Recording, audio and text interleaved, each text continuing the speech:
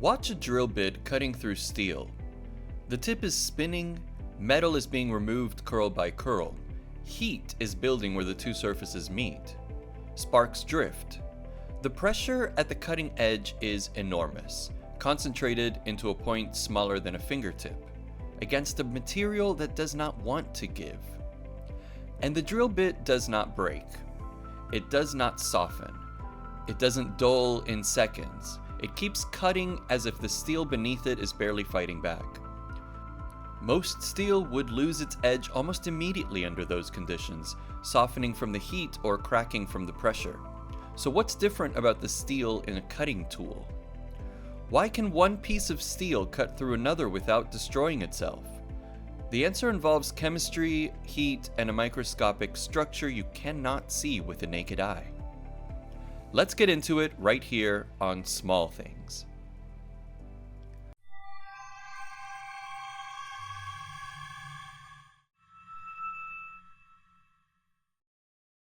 Hard enough to cut, tough enough to last. Tool steel is not some completely different metal. It starts with the same ingredients as ordinary steel, iron and carbon.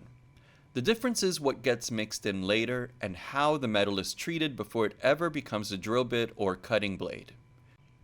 The alloying elements, chromium, vanadium, tungsten, molybdenum, each do a specific job. And together, they create tiny hard particles called carbides that are spread throughout the steel. Think of them as countless little wear-resistant spots built into the metal itself. Those carbides are extraordinarily hard. They resist wear the way a diamond resists scratching. Small and distributed, they reinforce without making the whole piece brittle. The result is a difficult balance. Make steel harder and it usually becomes easier to crack. Make it tougher and it often loses its edge. Tool steel is designed to live right between those two extremes. Hard enough to cut, tough enough not to shatter. That balance is the product of chemistry and heat at every stage. The metal that kept the machine running. It didn't begin with clean laboratories and precise alloy formulas. It began with a frustration on the factory floor. In the early days of industrial machining, the biggest limitation on how fast you could work was not the machine itself, it was the tool. Steel cutting tools would heat up during use, and when they got hot enough, the hardness that made them useful began to disappear. The tool softened, the cut became rough, the tool had to be removed, cooled, and resharpened. In a factory trying to make thousands of identical parts, that downtime added up quickly. For centuries before that, blacksmiths had understood that adding carbon to iron made it harder, hard enough to hold an edge on a blade or a chisel.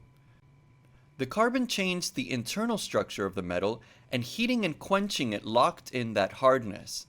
By the 18th century, crucible steel production allowed more consistent quality, and the tools of the early industrial era became more reliable.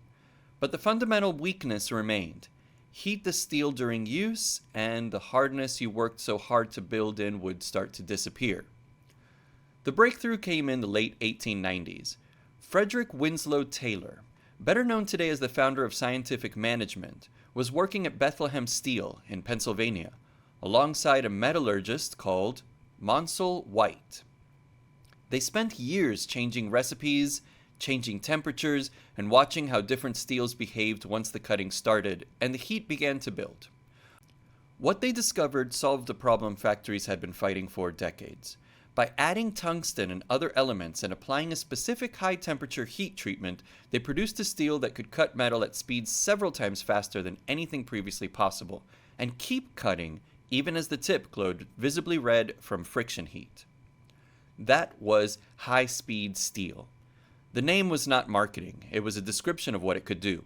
A cutting tool made from this material could run at speeds that would have destroyed any previous tool in seconds, and the edge would still be sharp at the end of the cut. Within a decade, machine shops across the industrial world had reorganized themselves around this new capability. Speeds increased, production volumes grew, the bottleneck that had existed for a century had been removed by understanding, at last, what was actually happening inside the metal during a cut. what actually keeps it from breaking. So what's going on inside a piece of tool steel while it's cutting through another piece of metal? Every cutting tool is fighting three enemies at the same time: heat, wear, and impact. First, heat. Every cut generates friction, and friction generates heat. In a fast-running drill or a stamping die cycling thousands of times, the temperature at the cutting surface can reach levels that would soften ordinary steel almost instantly. Tool steel resists this because elements like tungsten and molybdenum form stable compounds inside the metal that only break down at much higher temperatures. The hardness stays locked in even as the temperature climbs. This property is called red hardness, named for the fact that the steel can glow visibly red and still retain most of its cutting ability. Second, wear. Every contact with the material being cut abrades tiny amounts of the surface away. The carbides embedded in tool steel resists this. Because these carbides are so hard, they take most of the punishment instead of the cutting edge itself. The steel around them wears slowly and the carbides stand firm. Third, impact. A stamping die or a punch is not just being worn, it's being hit hard, repeatedly. A material that's only hard would crack under this loading, the way glass shatters when struck. This is where heat treatment comes in. Tool steel is heated to a high temperature and then quenched, cooled rapidly. This locks the steel into an extremely hard internal structure known as martensite. But martensite alone is brittle, so the steel is immediately tempered, reheated to a lower temperature, and cooled again. This reduces brittleness while keeping most of the hardness intact. Grain size matters too. Elements like vanadium cause extremely fine grains to form. Fine grains act like roadblocks. If a crack starts to form, it keeps running into barriers that make it harder to spread through the steel.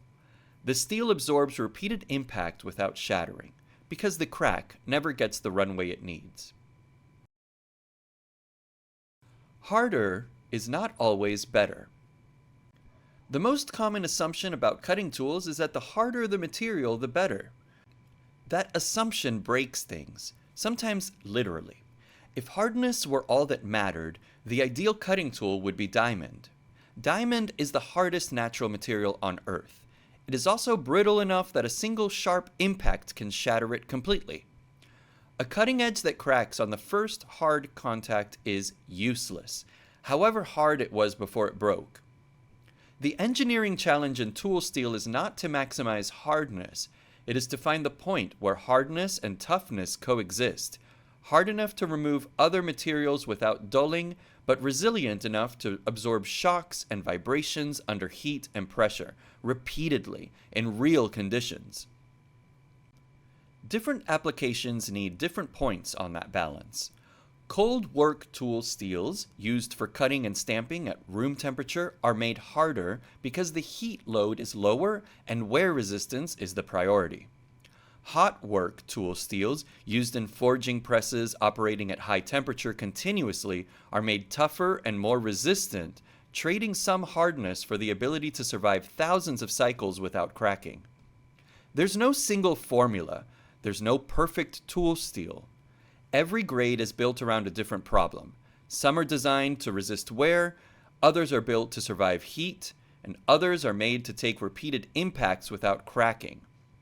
A stamping die and a drill bit may both be made from tool steel, but they're asked to survive very different kinds of punishment. Where tool steel does its quiet work. Today, you'll find tool steel working invisibly at the center of almost every manufacturing process you can name. The drill bits in a machine shop, the dies that stamp car body panels into shape, the blades that slice sheet metal, the molds that give injection molded plastic parts their precise form. None of these would function at industrial scale without a material that can take that abuse and keep working. In automotive manufacturing, a single stamping die might cycle hundreds of thousands of times over its working life, each cycle delivering an impact that would destroy a less engineered material within days. In medical device manufacturing, cutting tools made from tool steel hold tolerances measured in microns across production runs of millions of parts. The consistency of the finished product depends entirely on the consistency of the tool making it. Tool steel is also where material science continues to evolve. Modern powder metallurgy tool steels are made by atomizing liquid steel into fine particles and sintering them under heat and pressure. The result is a more even distribution of carbides and a finer grain structure than conventional casting can achieve. The cutting performance improves measurably, and the working life of the tool extends significantly. The ingredients are largely the same. The difference is how carefully they are arranged inside the steel. The tool doing the hardest work in a factory is often the one nobody ever sees. It just keeps cutting, holding its edge, and refusing to give out. Balance is the engineering. So how does one piece of steel cut through another without destroying itself? Because the steel doing the cutting was engineered specifically to survive that job, and ordinary steel was not. The carbides resist wear. The tempered martensite absorbs impact. The fine-grained structure stops cracks from spreading. The alloying elements hold the hardness in even as the temperature rises. None of those qualities happened by accident. Every one was built into the steel for a reason. The strongest tool is not simply the hardest one. Tool steel survives because it's engineered to balance hardness, toughness, wear resistance, and heat resistance hard enough to cut but tough enough not to shatter. That balance is the engineering. Everything else is just iron and carbon. If this changed the way you think about the tools doing the hardest jobs quietly in the background, let us know in the comments what you want us to explore next. We might make it our next episode. Thanks for watching. History often hides in the smallest details.